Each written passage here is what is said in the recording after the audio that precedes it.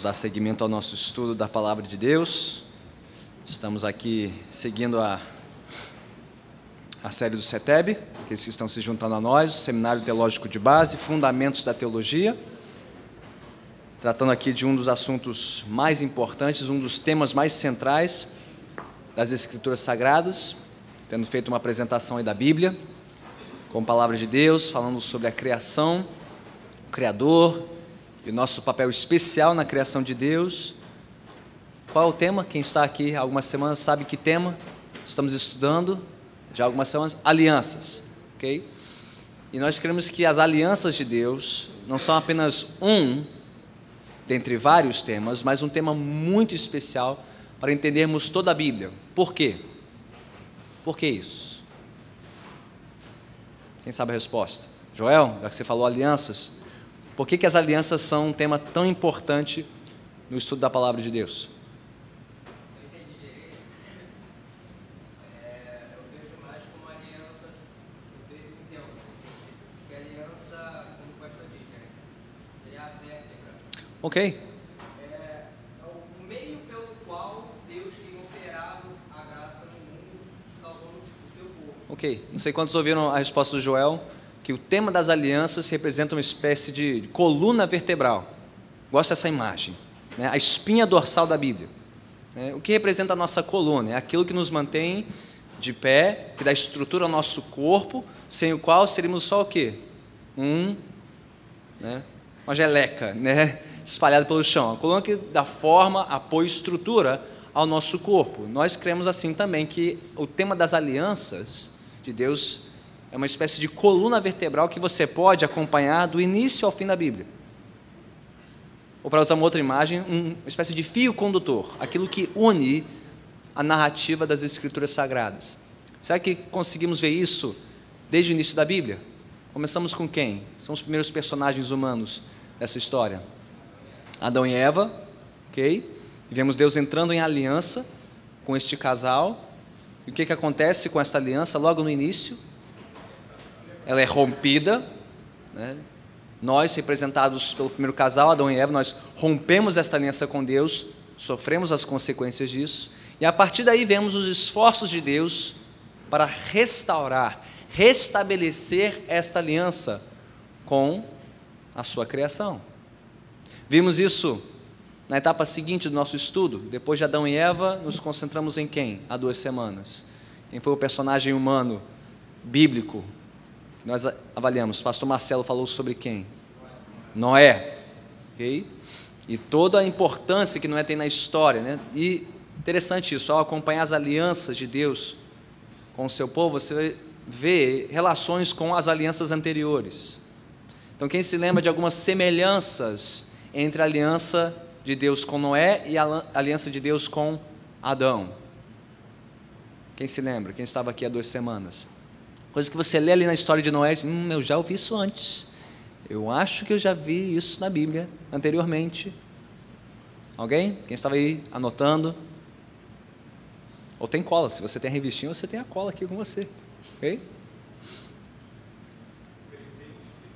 Ok, logo depois do dilúvio, Deus dá uma ordem a Noé, muito semelhante àquela ordem que ele deu a Adão. Qual foi a ordem, Rodrigo? Sejam férteis, multipliquem-se. Deu essa ordem a Noé e a todos os animais que saíram da arca. Ou seja, nós temos uma espécie de recomeço da história em Noé. Deus, depois de ter causado o dilúvio, em que ele eliminou as distinções entre terra seca e água, destruindo toda a terra, novamente há uma separação de terra seca e águas, que nem em Gênesis 1, quando Deus separou terra e águas, ele vai repovoar a terra por meio deste homem, a que ele abençoa, ele e a sua família, que é uma espécie de recomeço. E Deus estabelece uma aliança com Noé, por meio de um sinal, o arco-íris, a promessa de que Deus preservaria esta criação, e recomeçaria, por assim dizer, né? E o que acontece logo em seguida? Depois que Deus abençoa Noé, ele desce da arca, o que acontece? Com Noé, o que Noé faz? O que ele fez que lhe causa desgraça, vergonha? Foi um tomatinho que ele colheu? Novamente vemos alguém tomando do fruto de uma árvore e fazendo mau uso deste fruto, que nem Adão e Eva, causando vergonha, revelando a sua nudez. Opa, temos algo acontecendo de novo com Noé, assim como em Adão, uma espécie de queda, de desobediência que lhe traz vergonha, ok? E tem consequências para a sua posteridade. Então, interessante, nós desenvolvemos essa leitura da Bíblia que vê essas semelhanças entre o que está acontecendo num determinado relato e o que já aconteceu anteriormente. Temos de novo um relato de queda, de desobediência, de vergonha, que traz consigo um estrago, okay? Para a criação e para a continuidade da história, ok? Logo em seguida, semana passada nós falamos sobre outro personagem com quem Deus estabeleceu uma aliança. Quem foi o personagem da vez? Abraão. E qual foi a promessa que Deus fez a Abraão? Lá em Gênesis 12. Deus lhe prometeu o quê? Descendência, fazer dele uma família frutífera, múltipla. Opa, já vimos isso antes na história?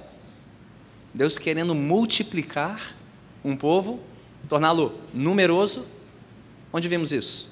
Em Adão, em Noé e agora em Abraão. Deus vai fazer deste homem, da sua descendência, um povo numeroso, para habitar uma terra debaixo da sua bênção. Isso não parece com o plano original de Deus para Adão e Eva? Ser um povo numeroso, para ocupar uma terra debaixo da bênção de Deus. Ou seja, temos um novo recomeço. Deus recomeçando agora com Abraão, e por meio desta família, deste povo, Ele quer trazer bênção para todos os povos da terra. Então veja como esse tema da aliança é um fio condutor da história, até aqui em Gênesis. Consegue acompanhar comigo? De Adão a Noé, a Abraão. Podemos ir para a próxima etapa da história? Hoje vamos falar sobre Moisés e a nação de Israel. Vamos sair do livro de Gênesis e vamos para o livro de Êxodo. Você já pode abrir em Êxodo capítulo 1. Eu quero que você se junte com mais 1, 2, 3 pessoas no máximo, que estiverem próximas de você. Êxodo 1, leiam juntos entre si os versículos 1 a 7 e me digam se isso se parece com algo que já aconteceu antes na história em Gênesis. As alianças com Adão, com Noé, com Abraão, ok? Êxodo 1, versículos 1 a 7. Leiam juntos e respondam juntos. Será que nós já vimos isso antes na história?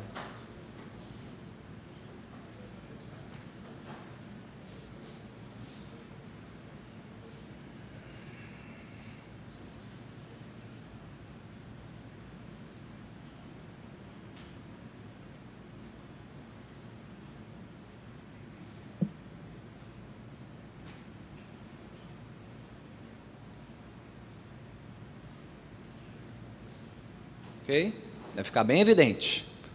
O livro de Êxodo começa com esse tema pulsando aí, né, nas primeiras palavras do livro, ok? O que está acontecendo aqui?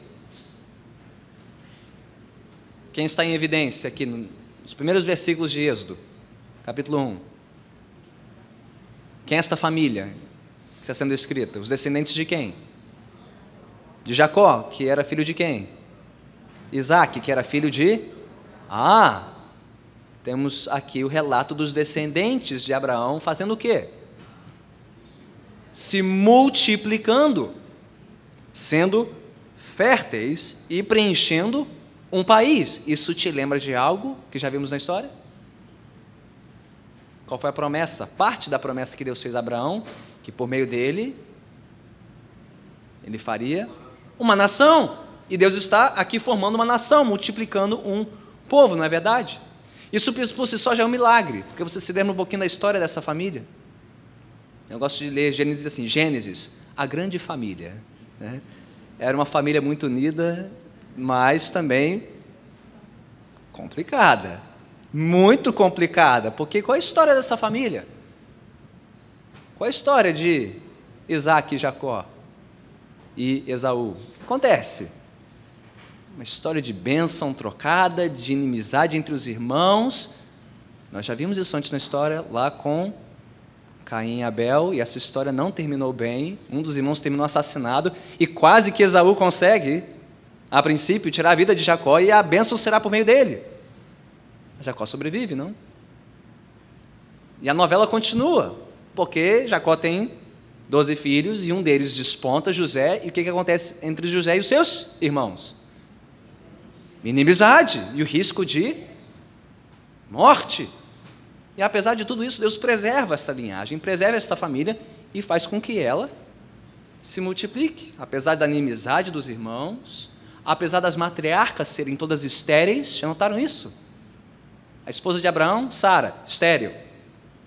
A esposa de Isaac, Rebeca, estéril. Uma das esposas de Jacó, no meio de quem vem José, Raquel, era estéril. Como é que Deus vai fazer de matriarcas estéreis mães de uma grande nação? E Deus vai abençoando este povo, contrariando todas as expectativas. Esterilidade das matriarcas, inimizade dos irmãos, fome em Canaã, e nós chegamos aqui em Êxodo 1, e apesar de tudo isso, Deus está honrando suas promessas. Deus está multiplicando o seu povo. Sim? Glória a Deus por isso. Mas onde é que o povo está aqui em Êxodo 1? Eles estão na terra prometida? Eles estão em Canaã? Estão aonde? Egito, cenas do próximo capítulo. Parte da promessa está sendo cumprida, mas na terra errada. Então você já começa a se perguntar, como é que Deus vai tirar este grande povo desta terra e levá-los para a terra prometida, não? E o que acontece na continuação do capítulo 1? Ficamos sabendo, okay? Você já deve saber a história. O que acontece com o povo de Israel? O seu crescimento chama a atenção do regente do Egito, Faraó, e ele vê com bons olhos o crescimento daquele povo, não decide escravizá-los, torná-los seus escravos. Opa, agora estamos na terra errada, e parece que Deus não está abençoando o seu povo, parece que Deus está longe. Há um inimigo de Deus no trono, querendo sufocar este povo, e especificamente querendo matar os seus filhos. Opa, temos um grande obstáculo ao cumprimento da promessa. Pergunta, isso vai impedir Deus de cumprir sua promessa? Olha o que diz o versículo 12 de Êxodo 1, vamos ler juntos? Êxodo 1, 12. Todavia, quanto mais eram oprimidos, mais numerosos se tornavam e mais se espalhavam. Deus vai cumprir sua promessa, mesmo diante de oposição. E a oposição cresce ainda mais. E chegamos no versículo 20, o que diz o versículo 20 deste mesmo capítulo, todos juntos? Deus foi bondoso com as parteiras, e o povo ia se tornando ainda mais numeroso, cada vez mais forte. Isso não te enche de esperança? E de expectativa? Não há obstáculo grande o suficiente para o cumprimento das promessas de Deus. Seja na vida dos descendentes de Abraão, povo de Israel, seja na vida da igreja. No momento em que a igreja vive o seu maior momento de oposição e perseguição na história do mundo, em que nunca houve tantos martirizados pela sua fé em Cristo, isso não impedirá o crescimento e o avanço do Evangelho. Amém? Nós já vemos esse padrão desde Êxodo 1. Okay? Mas aí resta a pergunta, como Deus vai fazer isso? Como Deus vai tirar esse povo numeroso de uma terra estranha, debaixo de um rei estranho, para levá-los para a terra prometida, debaixo do seu governo? E é disso que trata o livro de Êxodo. Nós não temos tempo aqui para estudar todo o livro de Êxodo, nem é o nosso propósito, mas nós queremos destrinchar aqui o quê? A aliança que Deus firma com este povo no Egito, preparando-os para a continuação dessa história. Então veremos aqui principalmente a formação de um povo. Isso não era um dos elementos da promessa de Deus a Abraão? Fazer dessa nação um grande povo e levá-los para uma terra. Bem, vai levar um tempinho para eles chegarem na terra. A continuação da história mostrará isso por meio de Moisés, por meio de Josué, até que depois deles surjam os reis de Israel, Davi e Salomão. Então Deus repouse no templo, faça habitação em Israel permanente, e ali o povo estará debaixo da sua bênção. E você até imagina que chegamos ao fim da história, mas aí começa tudo de novo. O povo desobedece, transgride a lei, e vemos que não estamos ainda no cumprimento final da história. Okay? Mas hoje vamos nos concentrar em Moisés, Israel e o povo. Bem, o que acontece nas próximas páginas de Êxodo? Okay? O povo clama a Deus, Deus ouve o gemido da nação escravizada e ele decide levantar alguém. Um mediador, não? Um libertador. Quem é essa pessoa? Moisés, aquele que é tirado das águas, aquele que é preservado num cestinho, numa espécie de arca, em meio a águas flutuantes. Você já viu isso antes na história? Deus preservando alguém numa arca, cercado de água. Onde você já viu isso? Não é? Parece que Deus vai recomeçar agora a história, por meio de um homem, Moisés, aquele que foi tirado das águas, preservado do juízo, liberto da morte, e por meio de Moisés, Deus vai libertar o seu povo do cativeiro, sinais da graça de Deus. Mas isso vem de graça? Não, tem aquela história de Moisés sendo chamado, enviado para o Egito para confrontar Faraó. Faraó diz o quê? Não deixarei o povo ir. Deus derrama todas aquelas pragas sobre o Egito. E por que Deus derrama aquelas pragas todas? O que Deus está mostrando para Faraó, para os egípcios, para os israelitas? Você perguntou isso? O porquê daquelas pragas? Por que transformar a água do rio Nilo em sangue? Por que enviar piolhos, moscas, gafanhotos, ferir os rebanhos? Alguém? Tem uma sugestão? Por que Deus fez isso? Para confrontar os deuses dos egípcios que adoravam o Nilo como um deus, ok? E tinham deuses para cada esfera da criação. Deus está se mostrando soberano sobre cada uma das esferas da criação. E o principal deus dos egípcios, quem sabe qual era? O deus Sol, cuja encarnação era Faraó. E qual é uma das últimas pragas que Deus manda? Ele transforma o sol em trevas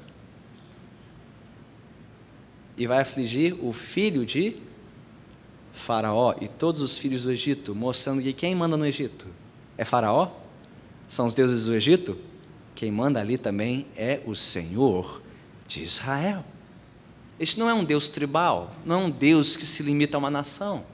No mundo antigo, cada nação tinha o seu Deus, e cada esfera de criação tinha o seu Deus, que só podia agir nos limites da água, do sol, do rebanho, do campo, ou nos limites da nação. Este Deus é assim? O Deus de Israel é assim? Ele tem limites, ele tem fronteiras onde ele pode agir, ele só pode agir em determinado local, X, Y, Z. Não, este é o Deus soberano sobre toda a criação, sobre toda a terra, soberano até sobre Faraó, o homem mais poderoso da face da terra. Então, o que Deus está mostrando? Ninguém se iguala a Ele, ninguém é comparável a Ele, só Deus é Deus, e Ele vai cumprir o que Ele prometeu. E, enfim, chegamos a Êxodo capítulo 12, ok? Não vamos ter tempo hoje de ler todo o capítulo, mas você já deve imaginar do que se trata só pela legenda aí, né? O título deste capítulo, qual é? Que diz a Sociedade Bíblica aí na sua Bíblia. Êxodo 12 fala sobre o quê? Páscoa. E o que representa a Páscoa? A primeira Páscoa. Surgiram coelhinhos de Páscoa, ovos de chocolate em determinado dia no Egito? Não. O que sinalizava a primeira Páscoa? Ok, Páscoa vem de uma palavra hebraica, Pessar, que quer dizer passar adiante, passar por cima. E o que isso faz lembrar nessa história? Deus passando adiante, passando por cima do quê? Dos lares dos israelitas, preservando-os da morte. A morte que assolou os lares dos egípcios. E qual era o sinal que marcaria? O sangue de um cordeiro marcando os lares de Israel. E o que diz Êxodo 12, versículo 13? Vamos lá? Juntos, o sangue será um sinal para indicar as casas em que vocês estiverem. Quando eu vir o sangue, passarei adiante. E é daí passar adiante que vem o termo Pessar, que dá nome à Páscoa. A Páscoa é a festa no calendário de Israel que celebra o quê? A sua libertação, a sua salvação da morte, por meio de um sinal de sangue. Falei que é importante nós desenvolvermos uma leitura da Bíblia que sempre nos leve para o que já aconteceu, não é verdade? Olhar para o passado. Mas também temos que desenvolver uma leitura da Bíblia que olhe para o futuro, o que está por vir. Páscoa, sinal de sangue, libertação da morte, isso aponta para alguma coisa que está por vir nessa história? Bem adiante, séculos depois, o quê? É mera coincidência que foi numa semana de Páscoa que Jesus entrou em Jerusalém, e enquanto os sacrifícios estavam sendo oferecidos no templo, o sangue de Cristo estava sendo oferecido na cruz do Calvário para nos libertar do quê? De uma escravidão pior que aquela do Egito, de uma morte pior que a física, da escravidão ao pecado e à morte eterna. O êxodo, que significa saída, essa celebração da saída de Israel do Egito, é o marco central da ação de Deus no Antigo Testamento. É o evento mais importante de todos, mas ele não é o mais importante da Bíblia. Por quê? Há um sinal correspondente e maior no Novo Testamento. Qual é? O êxodo maior, superior ao êxodo de Israel. É o que Cristo fez no Calvário. Iniciando o quê? Uma nova história. Um novo povo selado pelo seu sangue. É importantíssimo desenvolvermos essa leitura. Como o que estamos lendo aqui aponta para o passado, mas também como aponta para o futuro. Deus então separou este povo por meio desse sinal de sangue, o libertou do Egito, e tudo em cumprimento das suas promessas. Deus tinha dito isso a Abraão, não? Lá em Gênesis 15, vou abençoá-los, mas por um bom tempo vocês estarão em outra terra. Quem se lembra disso ainda? Gênesis 15. Se esqueceu, pode voltar para lá, Gênesis 15. Só para marcar isso. Ok? Versículo 13. Ok? Gênesis 15, 13.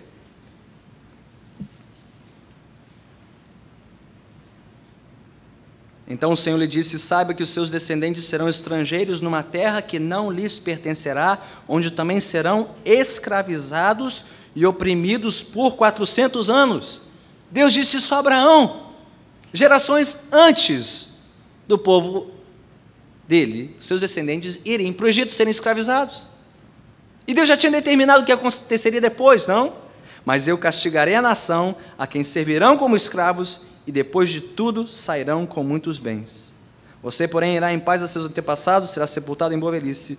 Na quarta geração, seus descendentes voltarão para cá, porque a maldade dos amorreus ainda não atingiu a medida completa. Deus orquestrando a história, cada movimento do povo de Israel, em cumprimento da sua palavra e das suas promessas.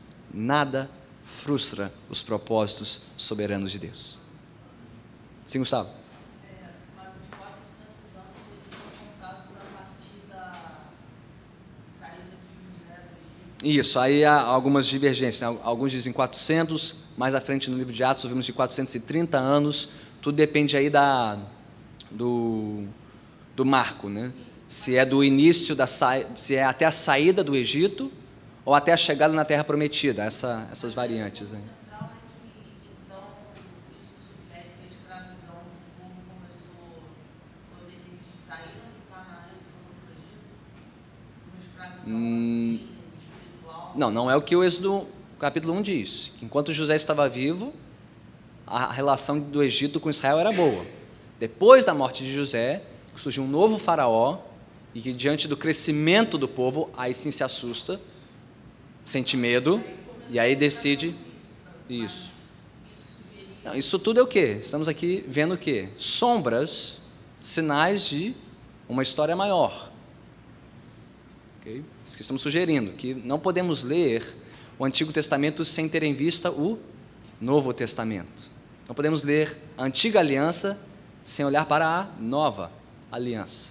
Okay? A história do Antigo Testamento é uma história que aguarda um cumprimento no porvir, no futuro. Ok? Joia. Vamos continuar nessa história?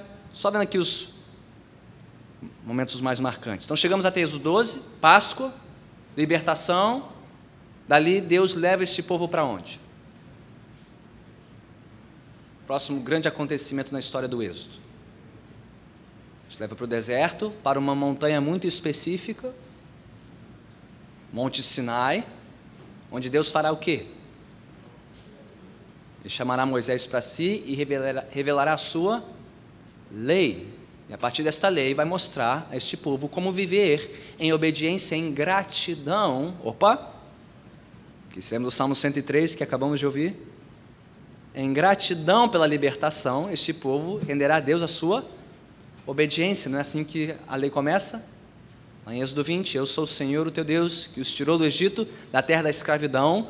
Portanto, já que eu os libertei e os salvei, não tem outros deuses além de mim. Veja só, a graça de Deus precedendo a lei.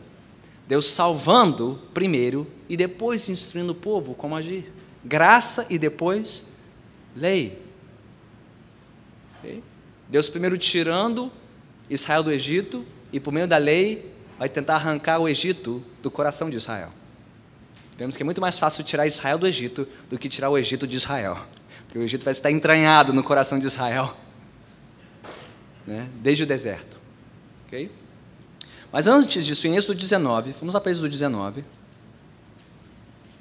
Antes mesmo de revelar a lei, Deus diz umas palavras muito importantes. Quem pode ler para nós Êxodo 19, 3 a 6, em alta voz? Êxodo 19, 3 a 6.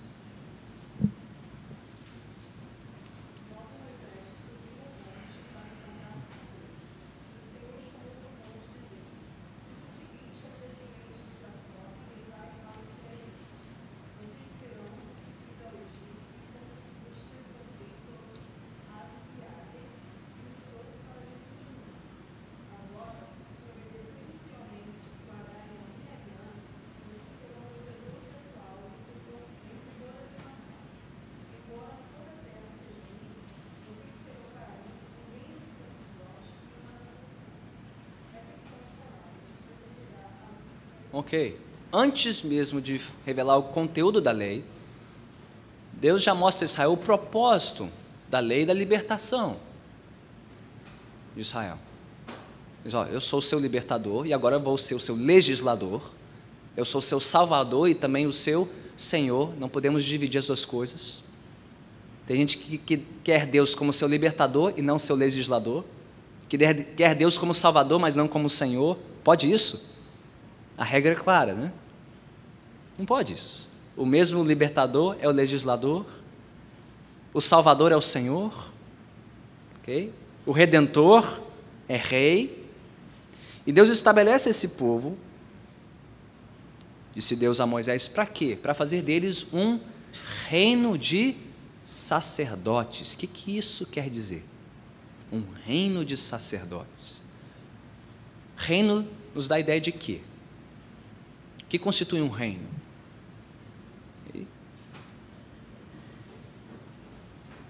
Correspondente em nosso tempo seria uma nação. Como é que nós distinguimos uma nação de outra? Okay? O que configura um reino ou uma nação?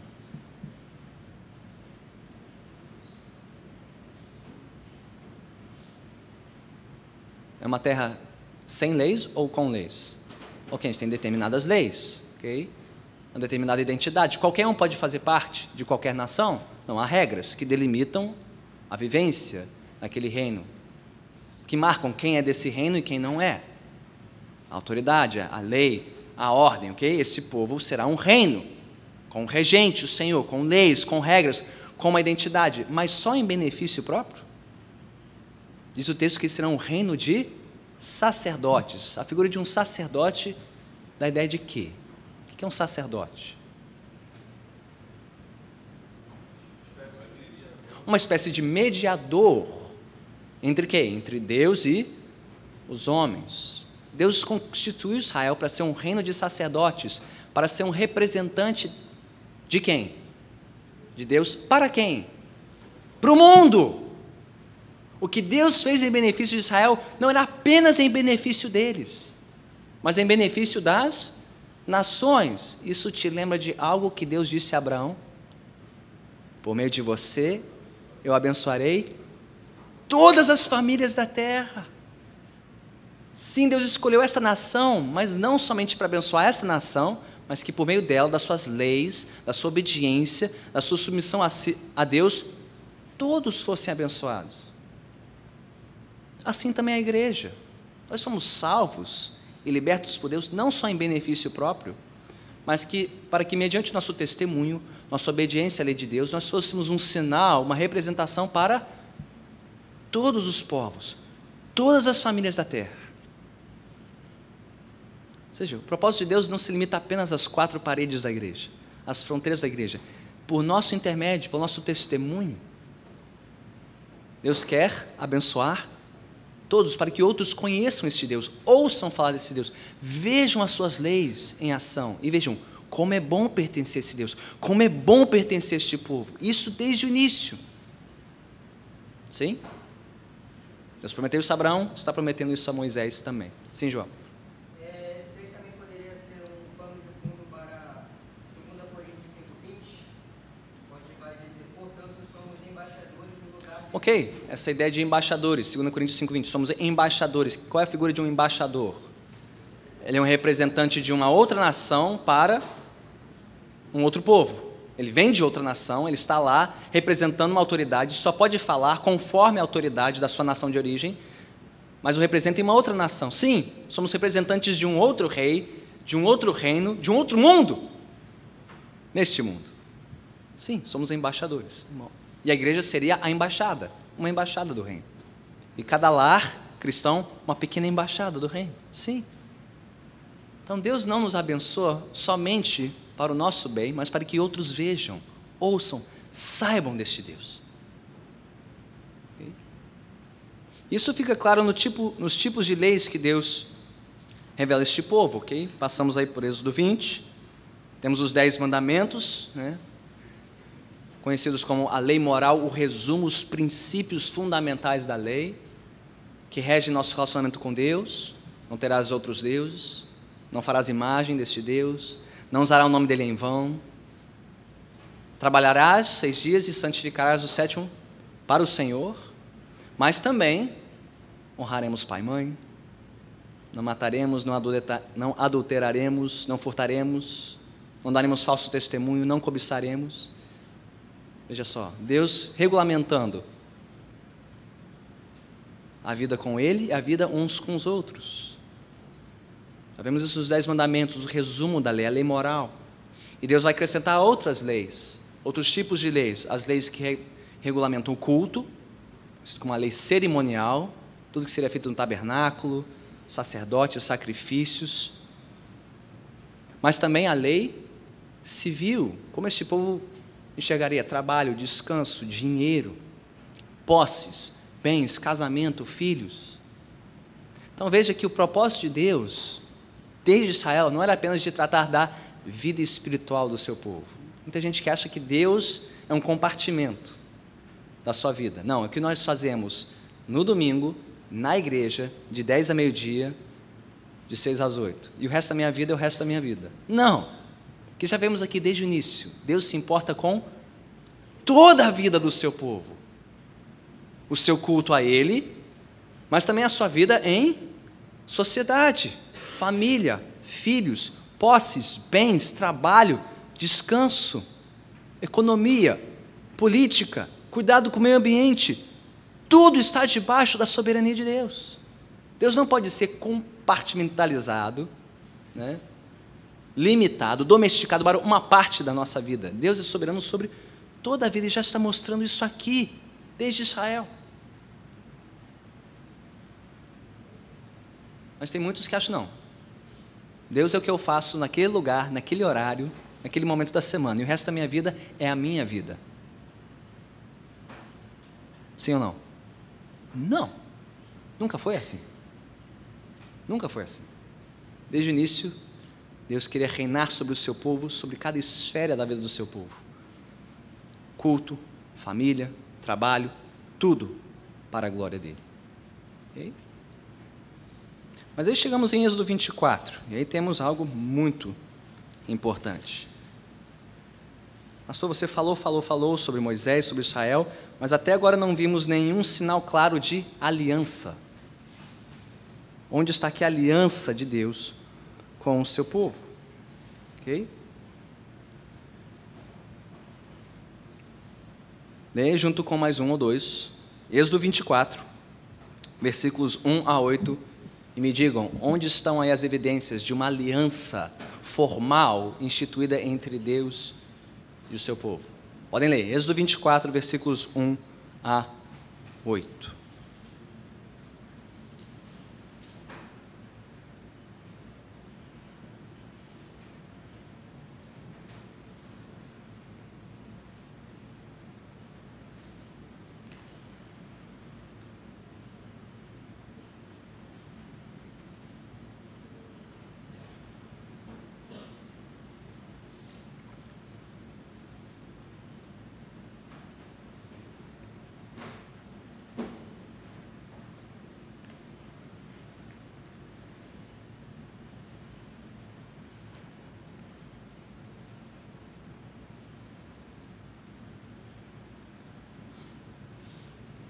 Já leram? Já encontraram a evidência de uma aliança formalmente estabelecida entre Deus e este povo? Sim? Deus já libertou este povo, já lhes deu as suas leis, e agora o que ele faz? Nesta cerimônia solene, na sua presença, com os representantes da nação perante ele, Moisés, e as autoridades de Israel, o que eles fazem? Eles assumem uma obrigação solene, um compromisso solene de obedecer esse Deus. E aí Moisés faz o quê? Sangue. Opa, olha o sangue aí de novo. Não é? Derramamento de sangue para firmar essa aliança. Por quê? Você se lembra da aula de Abraão? Gênesis 15, Deus sacrificando animais e passando por meio dos animais para mostrar o quê? Se eu não me comprometer, se eu não cumprir a minha parte, que aconteça comigo o que acontecerá, o que está acontecendo com esses animais. Sangue. O que está acontecendo aqui? Sangue de novo sendo derramado, num sinal de que isso é uma aliança de vida e morte. Mas desta vez, o sangue é aspergido sobre o altar, mas também sobre quem? Versículo 8, sobre o povo. Mostrando que o povo agora está sob obrigação para receber da mão de Deus bênçãos ou maldições, vida ou morte, dependendo da sua obediência ou não a esta aliança. Então, essa aliança assume um elemento de condicionalidade. Em Gênesis 15 foi uma aliança incondicional. Só Deus assumiu a obrigação. No mundo antigo seria uma aliança do tipo concessão real. Ele concede o benefício para Abraão de ser seu povo. Mas aqui temos uma aliança com um elemento de condicionalidade. Eu os libertei, eu os amei soberanamente, vocês não mereceram isso, mas agora vocês escolherão bênçãos ou maldições dessa aliança se vocês obedecerem. E sangue é derramado. O sangue da aliança. Isso te lembra de alguma coisa que está por vir? Quando Jesus, à mesa com seus discípulos, levanta o cálice e diz: este é o sangue da nova aliança.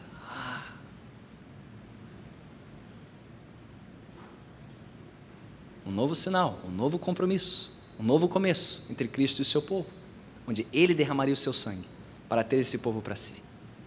Ok? Sim, João. Aqui, como o texto diz, então, Moisés pegou o sangue aspergiu, verso 2, de só Moisés se aproximará do eu sou. Aqui, a etimologia cristológica estaria em cima de Moisés, né? Ok. Como mediador. Vou traduzir. Em cada uma dessas alianças que estamos estudando, temos um mediador humano, não é verdade?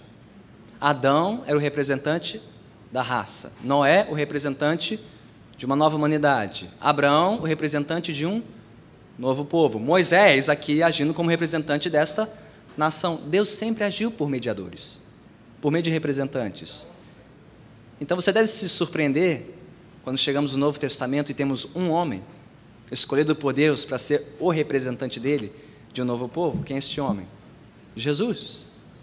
Todos estes, Adão, Noé, Abraão, Moisés, são sombras de um perfeito mediador. O único e suficiente mediador entre Deus e os homens, Jesus. Então sim, Moisés está agindo aqui como esse representante, esse mediador. Sim. O segundo Adão, chama isso. Ele é chamado de um segundo Adão, okay? Como descendente de Abraão, aquele maior que Moisés. Todas essas comparações estão lá no Novo Testamento. Okay? Bem, como toda aliança, essa tem um sinal. Okay? Noé, qual foi o sinal da aliança com Noé? O que Deus colocou no céu? Um arco-íris. Okay? Qual foi o sinal da aliança com Abraão? Circuncisão. Esta aliança tem sinal? Tem sim, Êxodo 31. Pode avançar comigo. Ok? Versículos 12 e 13. Êxodo 31, 12 e 13. Qual seria o sinal desta aliança? Êxodo 31, 12 e 13. Qual o sinal desta aliança? O sábado. Esse dia de descanso, em que o povo se lembraria da sua libertação. É o sinal da antiga aliança. E quando Jesus aparece na história, ele se diz o Senhor do sábado. Até isso apontava para ele, um descanso melhor, que estaria por vir nele, o descanso que vem pelo perdão dos nossos pecados. Olha só, mais uma ponte, mais uma seta para o Novo Testamento. Esta aliança tem um sinal, é o sábado, que eles deveriam guardar. E aí então chegamos ao último texto desta manhã, Êxodo 32. Até aqui é só lua de mel, não é verdade? Deus com seu povo, libertou Israel, firmou aliança com eles, deu a sua lei. O que lemos em Êxodo 24? Faremos tudo o que o Senhor nos ordenou, faremos tudo o que o Senhor ordenou.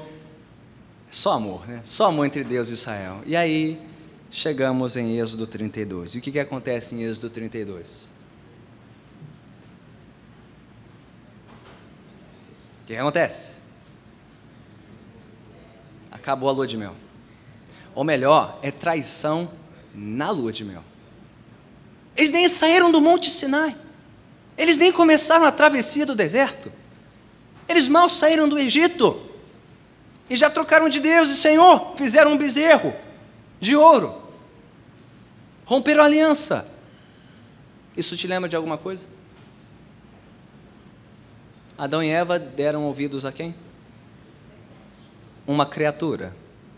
Israel está reverenciando e adorando uma criatura. A história se repete. Adão se prostrando perante uma serpente e Israel se prostrando perante um bezerro. Mas mais à frente a igreja adorará um cordeiro e um leão, não serpente, nem bezerro. Eles trocam de Deus, traem o Senhor, rompem a aliança. E o que você imagina que acontecerá a partir daqui? O que Deus poderia fazer por direito?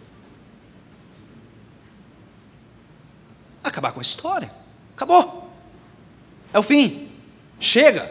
Já tentei com Adão e Eva, já tentei com Noé, já tentei com Abraão, já tentei com Moisés e Israel. Chega. Acabou. Não quero mais saber dessa história de aliança. Sim ou não? Mas o que acontece? Êxodo 34, versículos 6 e 7, com isso terminamos. Moisés, um mediador, um intermediário, ele suplica a Deus, ele pede misericórdia de Deus. E qual é a resposta de Deus? Êxodo 34, 6 e 7, vamos ler juntos? E passou diante de Moisés, proclamando: Senhor, Senhor, Deus compassivo e misericordioso, paciente, cheio de amor e de fidelidade, que mantém o seu amor a milhares e perdoa a maldade, a rebelião e o pecado. Contudo, não deixa de punir o culpado. Castiga os filhos e os netos pelo pecado de seus pais até a 3ª e a 4ª gerações. Como é que Deus vai resolver essa história? Ele tem que punir o pecado? Sim, ele disse isso. Ele não deixa de punir o culpado. Ele tem que castigar o pecado. A justiça de Deus tem que ser satisfeita. Mas Ele mesmo disse que é um Deus paciente, cheio de amor e fidelidade. Como é que nós vamos resolver essa tensão? Deus tem que punir o pecado. E Deus deseja demonstrar misericórdia. Como isso vai se resolver na história? É a lei que vai resolver isso? É a obediência do povo à lei que vai resolver isso? Não, eles já quebraram a lei, mal receberam a lei, ela já está rompida. A aliança já foi transgredida. Como Deus vai resolver isso?